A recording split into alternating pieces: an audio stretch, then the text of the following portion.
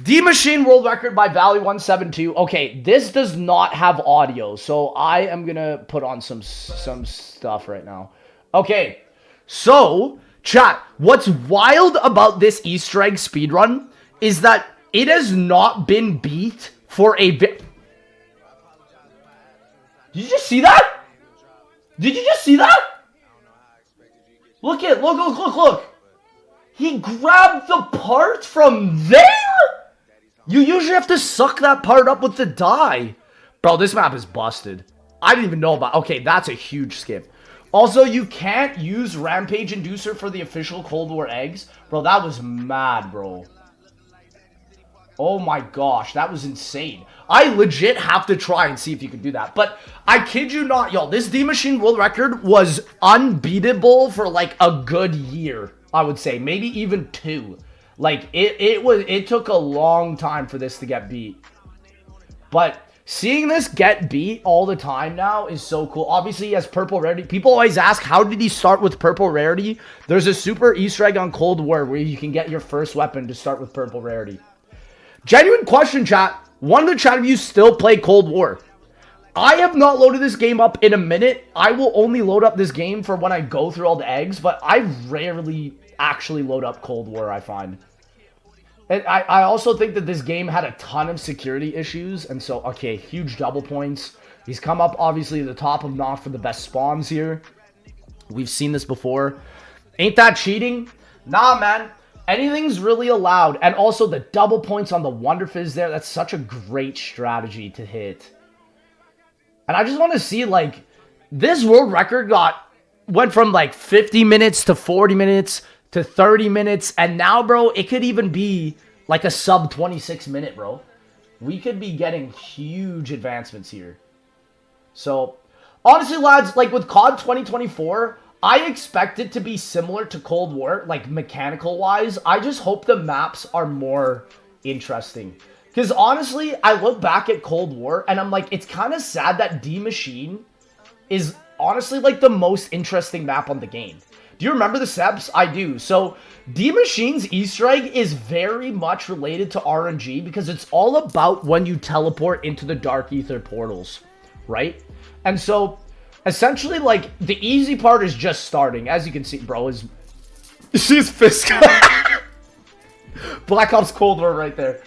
So, literally, Pop and Power are the dumbest, easiest things ever. Like, if you have to look up an Easter egg tutorial for D-Machine, Power, and Pap, I don't know what to tell you. You should never play another Zombies map ever.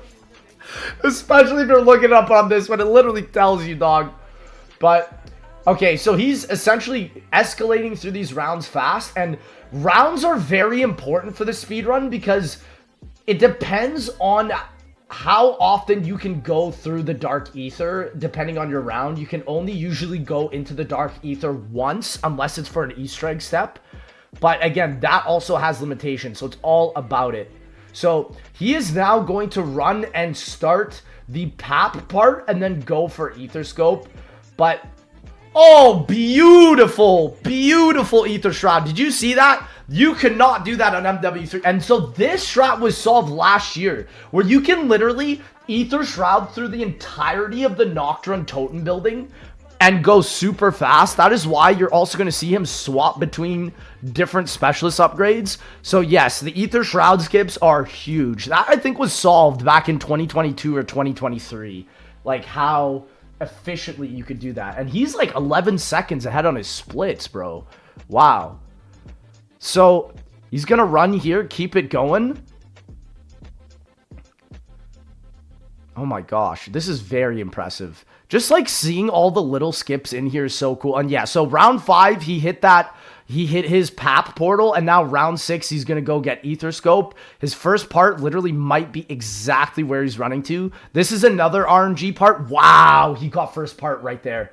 That's pretty rare. I usually find that I get that Ether Scope part near the spawn last. And so now he has to either teleport down or see where the next Ether Scope part is, and he thinks that it's going to be up here. And he's also buying Stamina Up. Genius. Speedrunner God tier gameplay. Wow. Yeah, so he's going to get the fire fuse part and then grab the ether. Wow, you don't even have to go up there. I didn't even know that. You can grab it from the ground level. Wow. And then he also takes this fast travel to open up the fast travel as well once he gets to that point. That was the fastest ether scope part collection I've ever seen. He got super lucky with that. Those little things definitely add up towards WR. And so now he slid towards the table. And now he's going to build the ether scope. And then once he's got this now, ether scope step is mega easy. Wow, he's getting lucky also with his armor drops.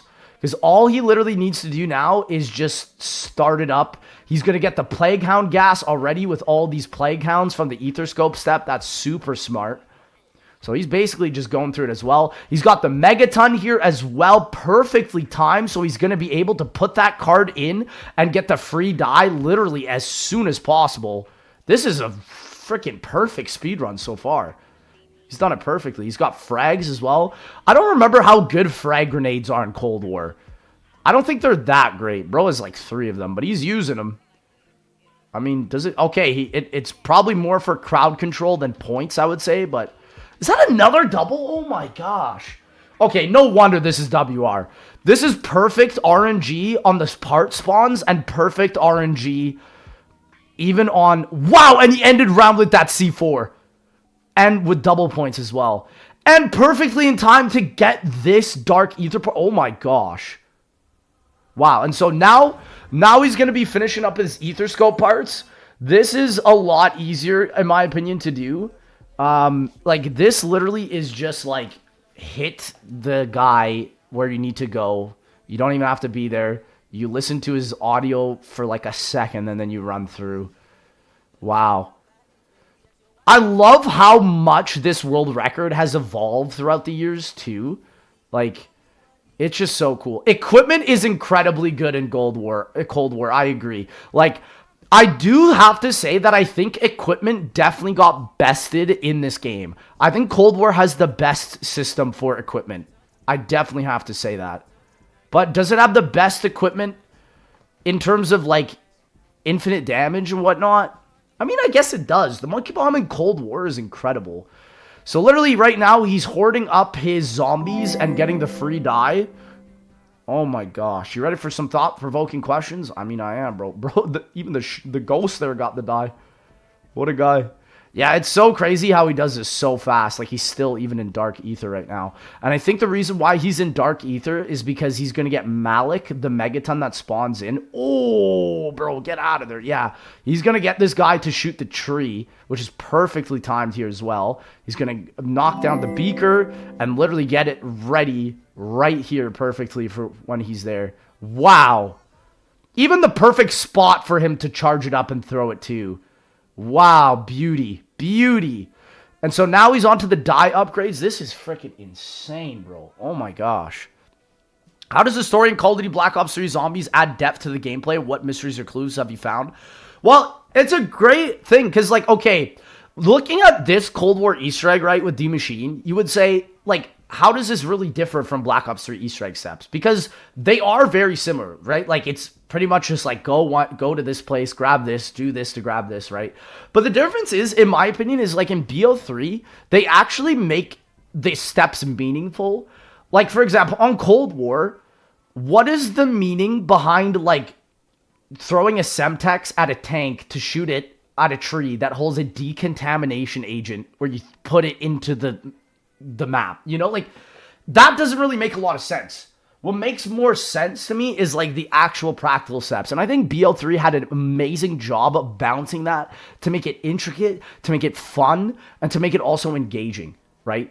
Die upgrades are literally swamp water. I agree. This is unfortunately the beginning of Cold War's downfall, where the base upgrade of the Wonder Weapon, just like the Cerberus and the Die, are better than the upgrades. I don't know why. That's the thing. I really hope they do not bring that back in COD 2024. Noah J cried during this Easter egg. Yeah, I was there. I saw it.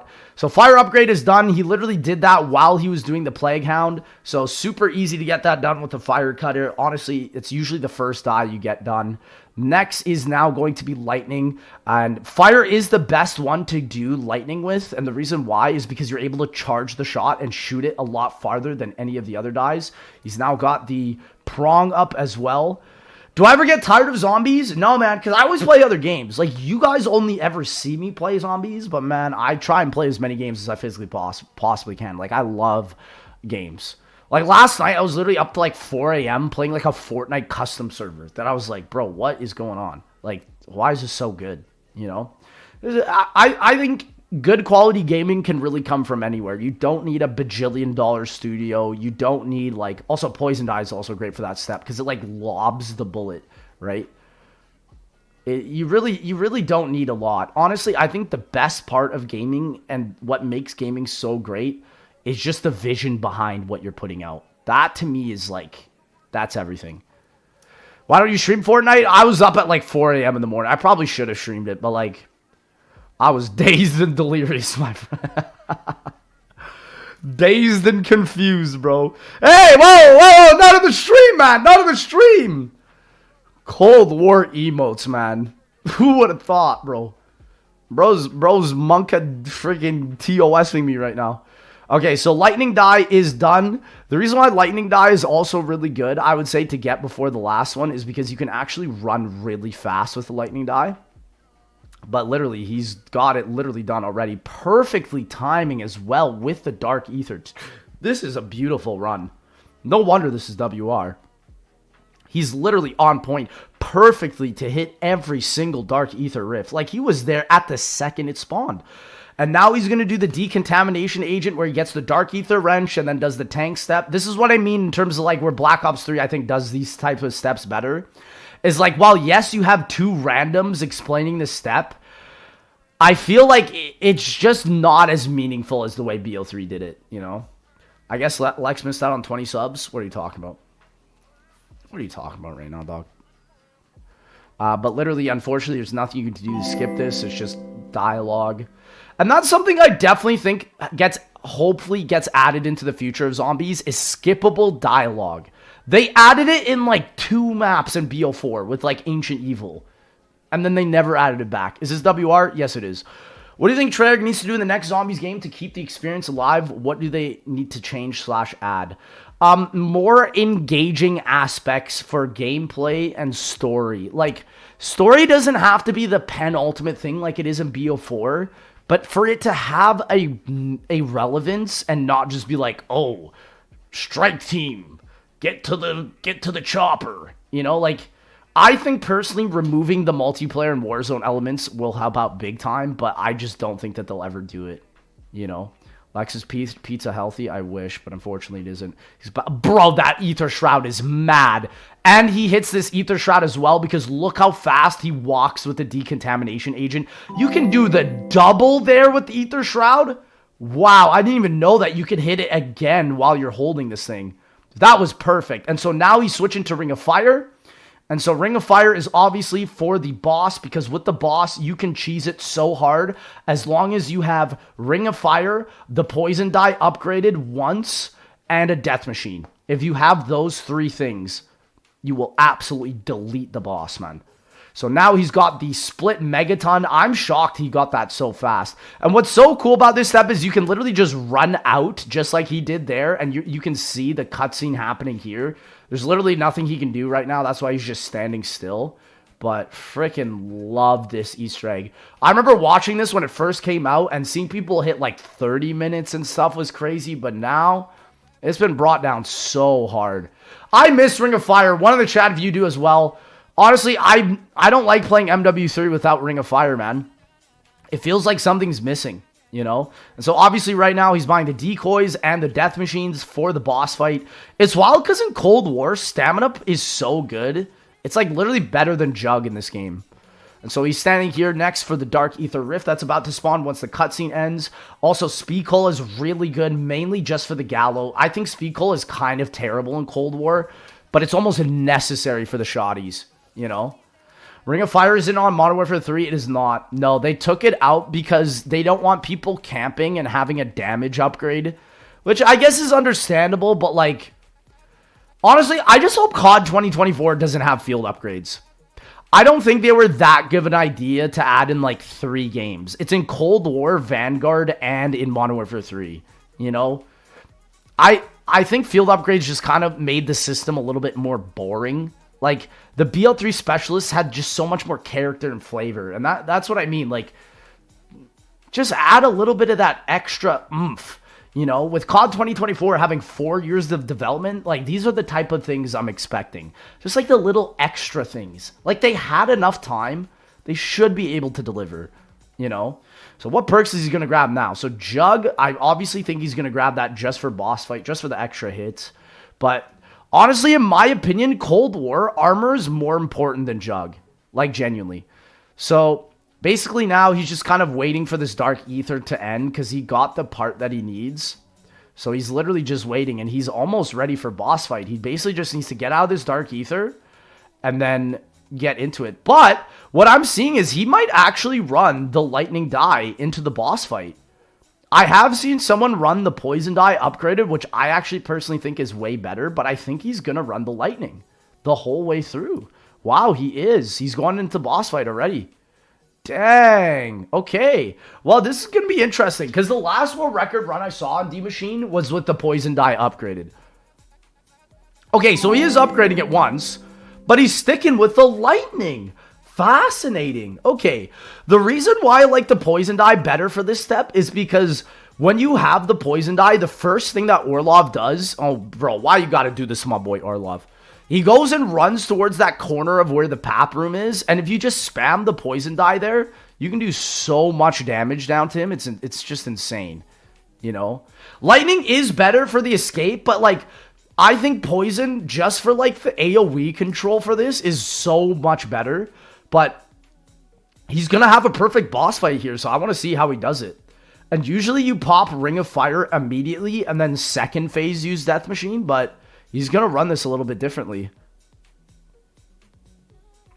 COD 2024 zombies will probably be easy like Cold War. Like I said, I'm expecting Cold War 2. I just hope it's just a little bit better. The emotes this bro has. Yeah, we love waiting Orlov cutscene. Like, this is what I mean. This should definitely be skipped. What does he say? My hands are pins and needles. Does anybody know what that means? What does that mean? Why did he say that? Why did he type that? Is this what you need for the D-Machine WR? He's nervous? Nah, man. He's got this. Okay, so like I said, he's running Ring of Fire here with the Lightning Die. Wow. Honestly, yeah, the Lightning Die does the job as long as you're aiming properly. Look how much damage it's doing. And it will just delete Malik up there, bro. He will stand no chance, bro. They were cooking with the live event cinematics. Yeah, man. I mean, I don't hate D-Machine. I think people that hate D-Machine don't see the vision. This was such a great little thing. Okay, so decoys are now coming out, and then this is what I mean with the Death Machine. Oh, and he had a perfect Semtex as well right there. He has no blood on his hands, literally. And so the whole point of this boss fight is to simply protect Orlov, because the more he gets hit, the more it slows down. So it's incredibly important for the speedrun to be able to waste time for the zombies. That's why decoy is actually incredible here, because it legitimately like holds them down. This was exactly what we needed at the time. Yeah, I agree. D-Machine, I still think, is a very good map. This map did more for the zombies community than so many other maps before. It's mad, you know? So now he's going to take... Oh, it's Mayak, not Malik. So he's going to take out Mayak. And now the last one here. He's going to pop Ring of Fire around Orlov, because that also can protect him. But I don't... Yeah, so there's the ring. And yeah, he's using it for the megatons. Yeah, wow, Lightning is really the play. And then he's going to stick with Lightning to run out, because you can actually run like 3 times faster while using the Lightning Die. It's insane. So honestly, I think the skips that got my man Valley to the WR here was really those canister skips right at the beginning, but also just flawless execution with spawns and everything. Like, this was genuinely a perfect run. Bro has been playing for 8 days. Let's go. He's excited. He's excited. Let's go. I don't have to play this map ever again. He's like, I'm done. I never have to play it. Hey, I'm going to be playing this soon, bro. But yeah, wow, that was incredible. Okay, my man. And yeah, this part is pretty much a guaranteed. As long as you know how to get up. Yeah, like, see what I mean with the lightning knot? You can just zoom through this, and he's going to be totally done. Yeah. Let's go. Is he going to get is he going to get sub 20? Because legit, like, if the chopper actually landed early on the step, he would have just gotten a sub 20 right there. You know? Wow. He says it's got so much room for improvement, I don't even know what he's talking about. I can go back to life. He can focus on school, go back to life. Makes me happy. I don't have to think about this stupid fucking map ever again. Oh my god. 2015, bro. And to think if the chopper was down there, he could have gotten sub 20. GG's, my man, Valley. That is absolutely...